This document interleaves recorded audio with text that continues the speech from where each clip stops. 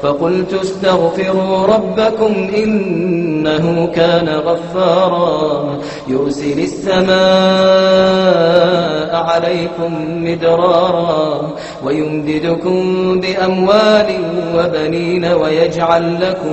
ويجعل لكم جنات ويجعل لكم أنهارا ما لكم لا ترجون لله وقارا وقد خلقكم أطوارا ألم تروا كيف خلق الله 7 سماوات